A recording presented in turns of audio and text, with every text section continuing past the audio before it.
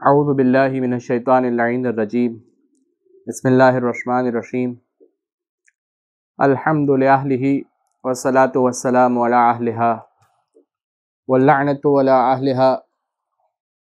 اما بعد فقد قال رسول اللہ صلی اللہ علیہ وآلہ وسلم انی تارک فیکم الثقلین کتاب اللہ وعطرتی. درود پڑھ دیجئے محمد اور آل محمد. اللہم صلی علی محمد وآل محمد.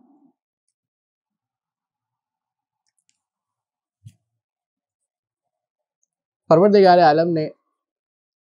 ہم اور آپ کو اس دنیا میں بھیجا، یہ بھی پروردگار عالم کا احسان ہے، اور پروردگار عالم کا شکر ہے کہ پروردگار عالم کی نعمتوں میں سے ایک نعمت ہے کہ ہم نہیں تھے، پروردگار نے ہم کو وجود کی نعمت سے سرفراز کیا اور ہم اپنے آپ کے وجود کو محسوس کر رہے ہیں. آج کتنے ہی لوگ ایسے ہیں کہ جو اس دنیا میں موجود نہیں ہیں، بعد میں آنے والے ہیں. کتنے ہی لوگ ایسے ہیں جو اس دنیا میں موجود تھے، اس دنیا سے چلے گئے. کتنے ہی لوگ ایسے ہیں کہ جو اس دنیا کے اندر آ ہی نہ سکے، اس دنیا میں آنے سے پہلے ہی چلے گئے، جیسا کہ ہم ملاحظہ کرتے ہیں، یعنی وہ وجود کی نعمت سے سرفراز ہی نہیں ہو سکے. تو یہ بھی پروردگار کا شکر ہے کہ ہم اپنا وجود اس دنیا کے اندر رکھتے ہیں. پروردگار عالم نے جتنے موجودات بنائے، ان تمام موجودات میں سے انسان کو اشرف المخلوقات بنایا. جتنی مخلوقات ہے پروردگار کی، اس سب میں سے انسان وہ ہستی ہے کہ جو سب سے زیادہ سپرلیٹو ہے، سب سے زیادہ اچھی ہے، اس کے پاس سب سے زیادہ کمالات اور فضائل حاصل کرنے کی استعداد ہے، قوت ہے، طاقت ہے نا. آپ میں سے بہت سارے بچے، بہت سارے لوگ کیا ہے، کلاس کے اندر جاتے ہیں، وہاں پر اپنی ایبلٹیز کو نکھارتے ہیں، گروم کرتے ہیں. اپنی ایبلٹیز جو ہیں، جو بھی صلاحیتیں آپ لوگوں کے پاس پروردگار نے دی ہے، ہر شخص اپنے اعتبار سے اپنی صلاحیتوں کا اظہار کرتا ہے. کوئی شخص پڑھائی کے اندر اپنی صلاحیت کا اظہار کر دیتا ہے، کوئی دوسرا سمجھتا ہے کہ بہت زیادہ لوگوں کو تنگ کرنے کے اندر یہ میرے اندر ایبلٹی ہے، تو وہ وہاں پر اپنی قوت اور طاقت کا اظہار کرتا ہوا نظر آتا ہے. اور ہر شخص اپنے اعتبار سے اپنی ایبلٹیز اور اپنی صلاحیتوں کو اظہار کرتا ہوا اپنے آپ کو کمال کی طرف لے جانا چاہتا ہے، اپنے آپ کو ایکسپریس کرنا چاہتا ہے، اپنے آپ کو بلندی کی طرف لے کر جانا چاہتا ہے، اپنی زندگی کے اندر سکون چاہتا ہے، اپنی زندگی کے اندر آرام چاہتا ہے، راحت چاہتا ہے. ایسے ہی ہے نا. یہی وجہ ہے کہ ہم دنیا کے اندر دیکھتے ہیں کہ مختلف لوگ مختلف کام کر رہے ہیں. کیوں مختلف کام کر رہے ہیں؟ ہر شخص اپنے اعتبار سے کہیں نہ کہیں راحت، سکون، ریلیف محسوس کرتا ہے. کوئی شخص سمجھتا ہے بہت اچھا کھانا کھاؤں گا میں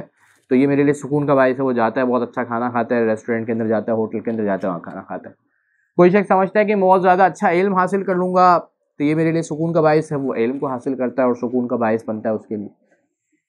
کوئی شخص سمجھتا ہے کہ میں مثال کے طور پر کوئی بہت ہی زیادہ اچھی پوسٹ پر پہنچ گیا، اچھی زیادہ گریڈ پر پہنچ گیا، بہت اچھا آفیسر بن گیا، تو یہ میری زندگی کا سب سے بڑا گول ہے اور یہاں پر جو ہے وہ میری زندگی کا سکون ہے، تو وہ اس گول کو اچیو کرنے کی کوشش کرتا ہے. پروردگار عالم نے انسان کے اندر جو قوتیں اور استعداد اور جو صلاحیتیں رکھی ہیں، ان صلاحیتوں کو مد نظر رکھتے ہوئے پروردگار عالم نے جب صلاحیتوں کو پروردگار عالم نے انسان کے وجود کے اندر، انسان کے نفس کے اندر رکھا ہے، تو یہی پروردگار عالم ہے کہ جس نے انسان کی صلاحیتوں کو دیکھتے ہوئے، چونکہ اس نے پروردگار عالم نے انسان کو اشرف المخلوقات بنایا تھا، لہٰذا انسان کی صلاحیتوں کو دیکھتے ہوئے پروردگار عالم نے انسان کی ہدایت کی ذمہ داری بھی لی. اور بعض روایات سے استفادہ ہوتا ہے کہ پروردگار عالم نے 2 طریقے کے رسول بھیجے. ایک رسول ظاہری، ایک رسول باطنی. ظاہری مطلب جو نظر آ رہا ہے، باطنی مطلب جو نظر نہیں آ رہا. آپ کہیں گے سر یہ کیسی بات کی آپ نے، مولانا صاحب یہ آپ نے کیسی بات کی، رسول نظر آ رہا ہے، رسول نظر نہیں آ رہا؟ جی، پروردگار نے فرمایا ایک رسول ظاہری ہے.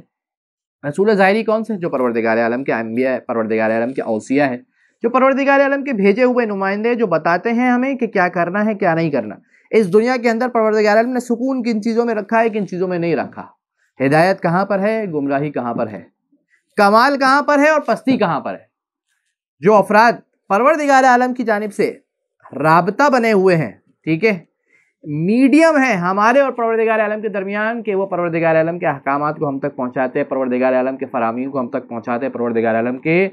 جو پروردگار عالم کو چیز اچھی لگتی ہے وہ ہمیں بتا دے، جو پروردگار عالم کو چیز بری لگتی ہے وہ ہمیں بتاتے. اور یہ اچھی لگنا بری لگنا پروردگار عالم کے لیے کیا ہے؟ یہ ہمارے لیے یہ اچھی اور بری ہے، در حقیقت ہمارے ہی فائدے اور نقصان کی چیزیں ہیں در حقیقت. تو ایک یہ رسول ہے جس کو ہم کہتے ہیں رسول ظاہری، کہ جو پروردگار عالم کا پیغمبر ہے، پروردگار عالم کا پیغام رساں ہے، پروردگار عالم کے پیغام کو ہم تک پہنچانے والا ہے، میڈیم ہے ہمارے اور پروردگار کے. ایک دوسرا رسول روایات سے جو استفادہ ہوتا ہے وہ کیا ہے؟ وہ ہے رسول باطنی. رسول باطنی کیا ہے؟ کہا رسول باطنی تمہاری عقل ہے. انسان کو پروردگار عالم نے عقل عطا کی ہے. بہت سارے مقامات ایسے ہیں کہ جہاں پر انسان کی عقل آ کر کہتی ہے، کیا کہتی ہے؟ کہ بھائی آپ نے یہ کام کرنا ہے، یہ کام نہیں کرنا، یہ کام کرنا ہے، یہ کام نہیں. اب اگر اس کے بعد پروردگار عالم کا حکم بھی آتا ہے تو در حقیقت وہ جو عقل حکم لگا رہی ہوتی ہے اسی عقل کے حکم کی انڈورسمنٹ ہوتی ہے، اسی عقل کے حکم کی مزید زیادہ تاکید ہوتی ہے، مزید زیادہ شدت ہوتی ہے. لیکن بعض چیزیں ایسی ہیں کہ جہاں پر انسان کی عقل آ کر رک جاتی ہے، جہاں پر انسان کی عقل آگے نہیں جا سکتی ہے، جہاں پر انسان بے بس ہو جاتا ہے، انسان کی عقل اس سے آگے کام نہیں کر رہی ہوتی، انسان کو اس کا فلسفہ، اس کا ریزن، اس کے علتیں سمجھ نہیں آتی ہے. تو پھر کیا ہے؟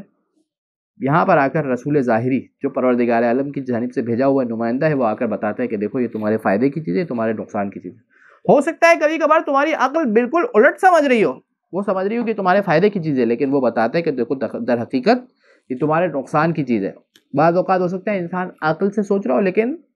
وہ عقل نہیں، در حقیقت اس کی خواہشات اس پر غالب ہو، تو اس کو لگ رہا ہوتا ہے کہ میری عقل بتا رہی ہے کہ اچھا ہے، وہ عقل نہیں بتا رہی. امام آ کر، رسول آ کر بتاتے ہیں دیکھو تمہاری عقل کے اندر یہ بات موجود ہے کہ یہ تمہارے لیے نقصان دہ ہے. جھوٹ بولنا کتنا اچھا لگ رہا ہوتا ہے نا جب ٹیچر کہتی ہے بیٹا کاپی کہاں ہے، تو آپ کہتے ہیں کیا؟ گھر پر بھول گئے، ہے نا. اب وہ بھولا نہیں ہوتا ہے بچہ، جان بوجھ کے کاپی گھر پر رکھ کر آتا ہے کیونکہ اس دن اس نے ہوم ورک ہی نہیں کیا ہوتا ہے. تو وہ سمجھ رہا ہوتا ہے کہ بھائی ابھی میرے فائدے کی چیز کیا ہے؟ یہ ہے، لیکن اس کے اندر اسے بہت سارے نقصانات کا سامنا کرنا پڑتا ہے. بعض اوقات ایک جھوٹ کے لیے اسے 10 جھوٹ بولنے پڑ جاتے ہیں.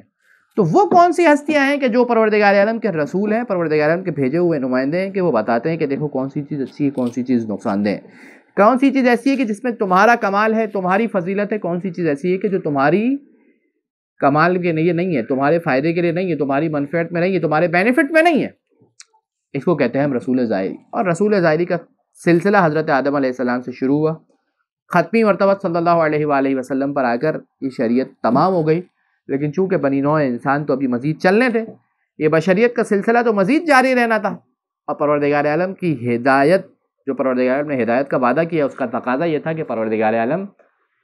ختمی مرتبہ حضرت محمد مصطفیٰ صلی اللہ علیہ وآلہ وسلم کے بعد بھی اس ہدایت کے سلسلے کو جاری رکھتا، جو کہ رسول ظاہری اور رسول باطنی دونوں ہونے چاہیے تھے. تو پروردگار عالم نے ختمی مرتبہ حضرت محمد مصطفیٰ صلی اللہ علیہ وآلہ وسلم کے بعد جو 2 چیزیں بشریت کی ہدایت کے لیے چھوڑی، جس کو رسول اپنے اس فرمان میں بتلا کر گئے کہ انی تارکن فیکم الثقلین کتاب اللہ وعطرتی ان تمسکتم بہما فلن تضلوا بعدی. دیکھو میں تمہارے درمیان 2 چیزیں چھوڑے جا رہا ہوں، ایک قرآن اور ایک میری عطرت، میرے اہل بیت. یہ خاصہ اور عامہ دونوں کے پاس یہ روایات موجود ہیں. اگر ان دونوں سے تمسک، ان دونوں سے اپنے رشتے کو، ان دونوں سے اپنے تعلق کو جوڑ کر رکھا تو کیا ہوگا؟ میرے بعد ہرگز گمراہ نہ ہوں گے. اور اسی عطرت کے سلسلے کے اندر ہمارے پاس 12 ائمہ موجود ہیں کہ جس میں آج جو ہمیں تھوڑی سی گفتگو کرنی ہے، اگرچہ کہ 10 منٹ تو فقط تمہید کے اندر چلے گئے، تھوڑی سی جو ہمیں گفتگو کرنی ہے وہ ہے ہمارے 10ویں امام، امام علی النقی علیہ السلام. امام علی النقی علیہ السلام کی ولادت کی تاریخ 15 ذی الحج، جو کہ آپ اسی حوالے سے اس لیکچر کو سماعت فرمائیں گے. 15 ذی الحج 212 ہجری، یعنی دوسری صدی ہجری، ہجرت کے 200 سال اور 12 سال، یعنی 212 سال گزرنے کے بعد امام علی النقی علیہ السلام کی ولادت ہوئی ہے. اور امام علی النقی علیہ السلام کی جو شہادت ہے وہ ہے 254 ہجری، 254 ہجری. اس کا مطلب کیا ہوا کہ امام کی ٹوٹل جو عمر ہے وہ کیا ہوئی؟ یہ تھوڑا سا امام کی زندگی کا انٹروڈکشن ہے کہ جو ہم اور آپ کو یقیناً پتہ ہونا چاہیے. 212 ہجری 254 ہجری کتنے سال ہو گئے؟ 42 ایئرز. 42 ایئرز امام علیہ السلام کی ٹوٹل جو سن ہے وہ اتنا ہے. کل سن امام علیہ السلام کا سن مبارک وہ 42 ایئرز. اس میں سے امام علیہ السلام کی امامت کی جو مدت ہے وہ 34 ایئرز ہے. یعنی امام علیہ السلام 8 سال کے ہوں گے، ٹھیک ہے، امام علیہ السلام 8 سال کے تھے اور ان کی مدت امامت شروع ہو گئی، یعنی ان کے باپ کا سایہ امام کے سر سے اٹھ گیا، یعنی 220 ہجری کے اندر امام محمد تقی علیہ السلام، چونکہ آپ لوگوں کو معلوم ہے کہ امام محمد تقی علیہ السلام وہ امام ہے کہ جو سب سے زیادہ کم سن تھے، یعنی 25 سال کی عمر میں امام محمد تقی علیہ السلام اس دنیا سے چلے گئے، جو کہ امام علی النقی علیہ السلام کے والد ہیں۔ جب 25 سال کے اندر وہ اس دنیا سے چلے گئے تو اس کا مطلب یہ کہ امام علی النقی علیہ السلام اس وقت 8 سال کے تھے، اور 8 سال کی برس سے، 8 سال کی عمر سے امام علی النقی علیہ السلام کی امامت کا دور شروع ہو گیا۔ ولادت جو ہوئی امام علی النقی علیہ السلام کی وہ مدینے میں ہوئی، لیکن امام علیہ السلام کی جو شہادت ہوئی وہ ہوئی سامرہ کے اندر، سامرہ کے اندر عراق میں، اور شہادت کی جو تاریخ ہے اس کے اعتبار سے مورخین میں، محدثین میں کچھ اختلاف پایا جاتا ہے۔ بعض کہتے ہیں کہ 3 رجب امام کی شہادت کی تاریخ ہے، اور بعض دوسری تاریخوں کے اعتبار سے ملتا ہے کہ 25 یا 26 جمادی الثانی امام علیہ السلام کی شہادت کی مزید تاریخ بھی ملتی ہے، لیکن 3 رجب امام علیہ السلام کی شہادت کی ایک مشہور تاریخ ہے، یعنی 3 رجب 254 ہجری امام علی النقی علیہ السلام اس دنیا سے رخصت ہو گئے، بلکہ ان کو زہر دے کر شہید کروایا گیا، اور زہر دینے والے جو بادشاہ تھا اس کا نام تھا معتز، جو کہ عباسی خلیفہ تھا۔ اگر ہم امام علیہ السلام کی حیات کو دیکھیں تو امام علیہ السلام کی حیات کے اندر ہمارے پاس کل 6 عباسی خلیفہ ملتے ہیں کہ جو امام علیہ السلام کی زندگی کے اندر موجود رہے۔ 6 عباسی خلیفہ کا دور امام علیہ السلام نے دیکھا، جس میں سے معتصم عباسی جو کہ ہارون رشید کا بیٹا تھا، دوسرا واسق جو کہ معتصم کا بیٹا تھا، تیسرا متوکل یہ بھی معتصم کا ہی بیٹا تھا، اور پھر یعنی دونوں بھائی ایک کے بعد ایک، اور پھر متوکل کے جانے کے بعد متوکل کا بیٹا منتصر جو کہ عباسی خلیفہ تھا، منتصر کے جانے کے بعد منتصر کا بیٹا مستعین جو کہ عباسی خلیفہ تھا، اور اس کے بعد متوکل کا دوسرا بیٹا آیا جو کہ معتز تھا، متوکل کا دوسرا بیٹا، یعنی متوکل کا ایک بیٹا منتصر آیا، اس کے بعد منتصر کا بیٹا آیا مستعین، اور پھر ان کے انتقال کے بعد خود اس کا چچا آ گیا جو کہ معتز تھا، جو کہ متوکل کا بیٹا تھا۔ تو یہ معتز جو کہ متوکل کا بیٹا تھا، اسی نے امام علیہ السلام کو زہر دیا، اور اس طریقے سے امام علیہ السلام نے عباسی خلفاء میں سے 6 خلفاء کا دور دیکھا، اور عباسی خلیفہ یقیناً ظلم و بربریت کی اور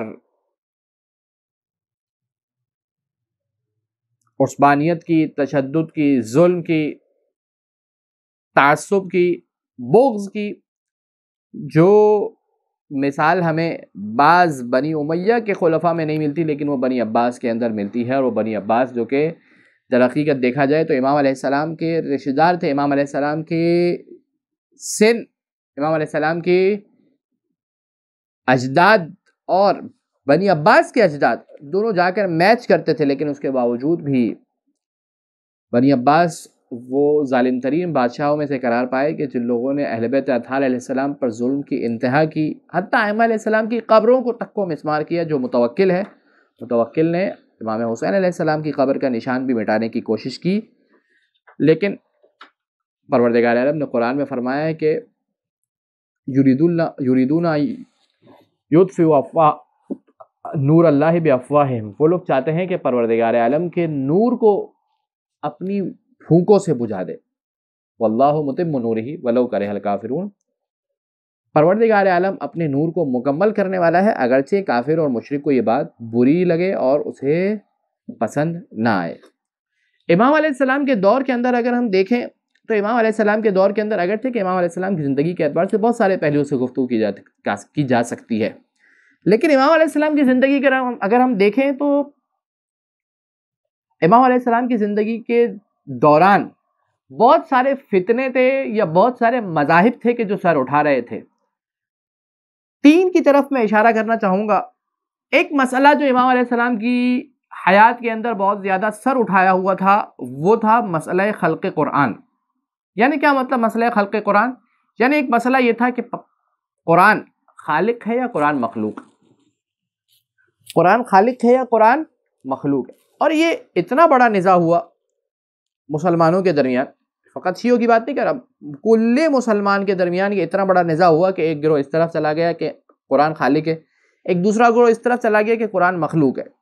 یعنی گفتگو یہاں سے ہوئی کہ یہ قرآن قدیم ہے یا قرآن حادث ہے، یعنی ہمیشہ سے ہے یا یہ کہ نہیں بعد میں ایجاد ہوا. اگر ہم کہیں کہ ہمیشہ سے ہے تو خالق بن جائے گا، اگر ہم کہیں کہ نہیں حادث ہے تو نتیجہ کیا نکلے گا؟ نتیجہ یہ نکلے گا کہ مخلوق بن جائے گا. پروردگار عالم کی جو قدیم ہے اس کی یہ مخلوق ہے، جو قدیم ہے جو ہمیشہ سے ہے اس نے اب اس کو ایجاد کیا ہے اور یہ اس کی مخلوق ہے، اس نے پیدا کیا. جس طریقے سے قرآن، جس طریقے سے اللہ نے انسان کو پیدا کیا، اس طریقے سے انسان، اسی طریقے سے پروردگار عالم نے اس قرآن کو بھی بنایا ہے. یہ قرآن پروردگار عالم کی مخلوق ہے. یہ ایک مسئلہ انتہائی شد و مت کے ساتھ انتہائی زیادہ عروج کے پہنچ گیا کہ یہاں تک کہ بہت سارے مسلمانوں کا اس مسئلے میں آپس میں جھگڑا کرنے پر قتل عام ہوا اور بہت سارے لوگ قتل ہو گئے. ایک طرف والے دوسرے طرف والوں کو طعن و تشنیع کرتے رہے اور قتل و غارت گری تک بات پہنچ گئی. اس مسئلے کے اندر امام علیہ السلام کا جو موقف تھا وہ کیا تھا کہ اس فتنے سے دور رہا جائے. اور امام علیہ السلام نے ایک جملہ، کچھ کلمات بھی ارشاد فرمائے کہ عصمنا اللہ و ایاک من الفتنہ، پروردگار عالم ہمیں اور آپ کو فتنے سے بچائے. نحن نرى ان الجدال فی القرآن بدعۃ، ہم کیا جانتے ہیں کہ جدال کرنا، قرآن کے بارے میں جدال کرنا، یعنی جدال کرنا سے مراد کیا ہے؟ ڈیبیٹ کرنا، مناظرہ کرنا، ٹھیک ہے، قرآن کے بارے میں کہ خالق ہے یا مخلوق ہے، بدعت نہیں کی جائے. اشترک فیہا السائل والمجیب، اس میں سائل اور مجیب دونوں مشترک ہے، یعنی سوال، یعنی دونوں طرف جو دو اپوزیشنز تھی، جو دو آپس میں لڑ رہے تھے، امام علیہ السلام نے اپنے شیعوں کو اس بات کی طرف راغب کیا، اس بات کی نصیحت کی کہ آپ ان دونوں طرف میں سے کسی بھی طرف نہ جائیں اور ایک جانب ہو جائیں. اور فرمایا کہ لیس الخالق الا اللہ عز وجل، پروردگار عالم ہی خالق ہے، وما سواہ، پروردگار عالم کے علاوہ جو کچھ ہے وہ مخلوق ہے. قرآن کلام اللہ ہے، لا تجعل له اسما من عندک فتکون من الضالین. خوب، یہ امام علیہ السلام کی اسٹریٹجی تھی، امام علیہ السلام کا موقف تھا، امام علیہ السلام کی پالیسی تھی کہ جو امام علیہ السلام نے اپنے شیعوں کے درمیان ظاہر کی کہ دیکھو اس مسئلے اور اس اختلاف کے اندر پڑنے کی ضرورت نہیں ہے، بلکہ اپنے آپ کو اس اختلاف سے ایک طرف کیا جائے تاکہ قتل و غارت گری، تاکہ خون ریزی، تاکہ مسلمانوں کے درمیان اس طریقے سے آپس میں مسائل ایجاد نہ ہو. یہ ایک پہلا مسئلہ. دوسرا مسئلہ جو اس دور کے اندر موجود تھا وہ تھا مسئلہ جبر و تفویض، کہ اہل سنت کا ایک گروہ جو کہ معتزلہ تھا، دوسرا گروہ جو کہ اشاعرہ تھا. اشاعرہ کہنے لگے کہ پروردگار عالم نے انسان پر جبر کیا ہے، جو کام ہے انسان اپنی مرضی سے نہیں کر سکتا، پروردگار عالم ہی کرتا ہے، پروردگار عالم ہی کرواتا ہے، لہذا پروردگار عالم کے سامنے انسان مجبور ہے، انسان اپنے اختیار سے کوئی کام نہیں کر سکتا. جو کام کر رہا ہے، چاہے نیکی ہے چاہے برائی ہے، وہ پروردگار عالم ہی کروا رہا ہے، انسان کے اختیار میں کوئی. دوسرا قول یہ تھا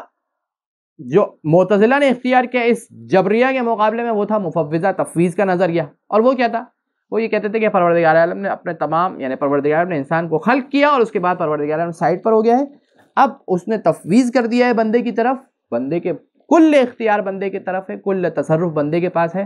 تمام کے تمام چوائس اور آپشنز بندے کے پاس ہے، جو چاہے کرے جو چاہے نہ کرے، پروردگار عالم کا اس میں کوئی اختیار نہیں ہے. اس مسئلے کے اندر بھی امامیہ کا جو موقف رہا، یعنی امام ہادی علیہ السلام کے ماننے والوں کا، اہل بیت اطہار علیہ السلام کے ماننے والوں کا جو موقف رہا، وہ امام کی جانب سے کیا رہا کہ امام نے فرمایا کہ الامر بین الامرین، امام نے فرمایا کہ الامر بین الامرین، لا جبر ولا تفویض بل امر بین الامرین، نہ کوئی جبر ہے اور نہ کوئی تفویض ہے، بلکہ امر کس کے درمیان ہے؟ امر اس چیز کے درمیان ہے کہ اختیار، یعنی جبر اور تفویض، یہ جو دو نظریے تھے اس کے درمیان کی صورتحال ہے. نہ ایسا ہے کہ کل اختیار اس بندے کے پاس ہے، اور نہ ایسا ہے کہ تمام کے تمام اختیار سلب کر لیا گیا ہے، اب انسان پیر بھی اٹھا رہا ہے تو پروردگار، گویا ایسا ہے کہ پروردگار عالم پیر اٹھا رہا ہے، کسی کو تھپڑ مار رہا ہے تو گویا ایسا ہے کہ نعوذ باللہ پروردگار عالم اس کو تھپڑ مار رہا ہے، کسی کو تنگ کر رہا ہے، کسی پر ظلم کر رہا ہے تو پروردگار عالم یہ ظلم کر رہا ہے، کسی پر احسان کر رہا ہے تو پروردگار ظلم کر رہا ہے. کہا کہ نہ ایسا ہے، اور نہ ایسا ہے کہ جو کچھ کر رہا ہے وہ انسان اپنی مرضی سے کر رہا ہے، پروردگار عالم اس کے اندر اب کچھ نہیں کر سکتا، نہیں، بلکہ یہ قدرت اور طاقت پروردگار عالم کی جانب سے آئی ہے، پروردگار عالم جب چاہے یہ چھین سکتا ہے. میں اس کی مثال، امر بین الامرین کی مثال سمجھانے کے لیے، فقط سمجھانے کے لیے، اگرچہ کہ یہ اس کی مثال نہیں بن سکتی، لیکن فقط تقریب ذہنی کے لیے، فقط آپ کے ذہن کو قریب کرنے کے لیے ایک مثال دوں. ڈوجنگ کار آپ نے دیکھی ہے، ڈوجنگ کار کے اندر ایک بجلی آ رہی ہوتی ہے پیچھے سے، ٹھیک ہے، آپ گاڑی خود چلاتے ہیں، کوئی اور چلاتا ہے؟ گاڑی خود چلاتے ہیں، رائٹ بھی جاتے ہیں آپ، لیفٹ بھی آپ جاتے ہیں، کسی کو ڈوج بھی آپ کرتے ہیں، سب کچھ آپ نے کرنا ہے، ٹھیک ہے نا؟ نہ چلائیں کھڑے رہیں، وہاں پر کھڑے بھی آپ رہیں کیونکہ پیڈل آپ نے چلانا ہے۔ لیکن بجلی جو قدرت آ رہی ہے پیچھے سے، وہ کہاں سے آ رہی ہے کہ جس دن جب وہ رائڈ والا، جھولے والا بٹن بند کر دیتا ہے تو آپ کی گاڑی وہیں پر رک جاتی ہے۔ اگرچہ وہی کہہ رہا ہوں کہ اس مثال کے اندر بھی بہت سارے اعتبارات سے مختلف سوالات ہو سکتے ہیں، لیکن فقط سمجھانے کی خاطر کہ اختیار بندے کا ہے، لیکن یہ اختیار ایسا نہیں کہ کل اختیار بندے کا ہے، بلکہ پروردگار عالم کی قدرت اور طاقت، پروردگار عالم کی مشیت، پروردگار عالم کی قضاء و قدر ہر فعل کے اندر، ہر جگہ پر انسان کے ساتھ موجود ہے، لیکن اس طریقے سے کہ یہ انسان کے اختیار میں رکاوٹ نہیں بنتی۔ انسان اپنے ہر فعل میں اختیار ہے، چاہے تو اچھا کام کرے، چاہے تو برا کام کرے، خیر کرے، شر کرے، یہ تمام چیزیں انسان کے اختیار میں ہوتی ہے۔ تیسرا جو مسئلہ اس دور کے اندر ایک سر اٹھا رہا تھا، وہ تیسرا مسئلہ تھا مسئلہ تنزیہ و تشبیہ، کہ بہت سے عامہ اس بات کے قائل ہو گئے تھے اور بہت سی کتابیں بھی لکھی گئی عامہ کی جانب سے۔ وہ کیا تھی؟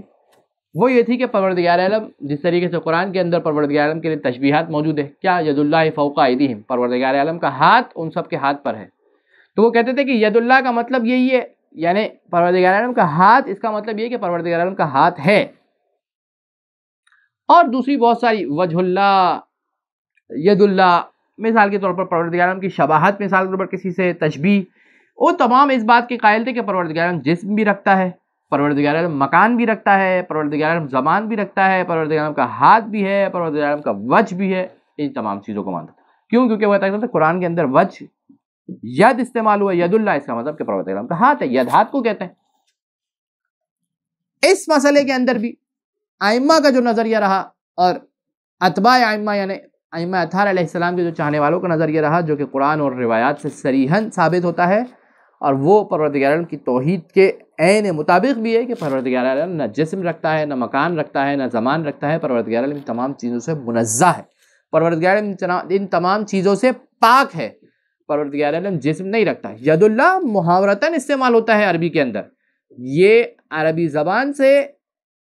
زبان کے ذوق سے دوری کا نتیجہ تھا کہ وہ اس بات کو نہ سمجھ سکے۔ ید اللہ کا مطلب ہے کہ قدرت اللہ کی قدرت تمام قدرتوں پر حاوی ہے۔ ید اللہ فوق ایدیہم، یعنی ہمارے ہاتھ پر اللہ کا ہاتھ ہے، یعنی کیا مطلب؟ یعنی ایسے ہاتھ ہے اور اس کے اوپر اللہ کا ہاتھ ہے؟ نہ، بلکہ یہ محاورتاً استعمال ہے، یہ تشبیہ ہے، یہاں پر کنایہ ہے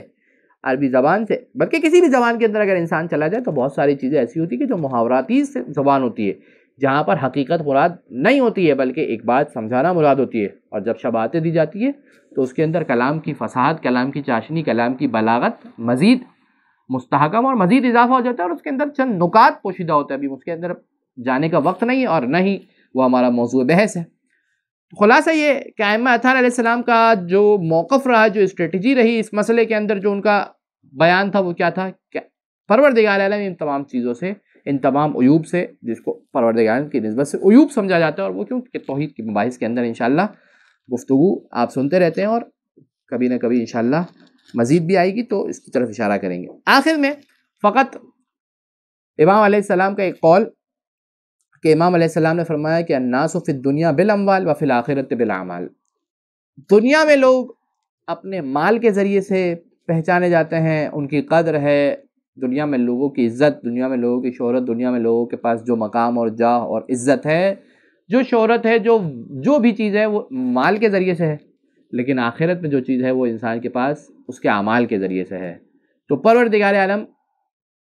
یہاں پر اس قول کے ذریعے سے کیا بتانا چاہتا ہے کہ الناس فی الدنیا بالاموال، دیکھو اس دنیا کے اندر تم یہ سمجھتے ہو کہ مال کے ذریعے سے کہ سمجھتے ہو کہ فلاں کے پاس یہ، فلاں کے پاس یہ، فلاں وہ اسٹیٹس، اس کا یہ اسٹیٹس، اس کا یہ اسٹیٹس، اس کے پاس یہ والی گاڑی، اس کے پاس وہ والا موبائل، وہ فلاں اسکول میں، میں فلاں اسکول میں، وہ فلاں کالج میں۔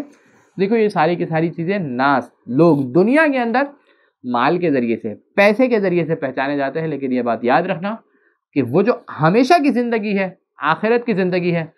وہاں پر اگر کوئی چیز معیار اور کرائٹیریا ہے تو وہ کیا چیز ہے؟ وہ انسان کے اعمال ہے۔ لہٰذا انسان کو چاہیے کہ انسان اپنے اعمال کو درست کرے، اگرچہ ممکن ہے کہ انسان کو اس دنیا میں بہت ساری چیزیں نہ ملے، لیکن اگر کسی کے اعمال اچھے ہیں تو آخرت میں جو کرائٹیریا ہے وہ انسان کے اعمال ہے۔ وآخر الدعوانا ان الحمد للہ رب العالمین وصلی اللہ علی محمد وآلہ الطاہرین، اللہم صل علی محمد وآل محمد۔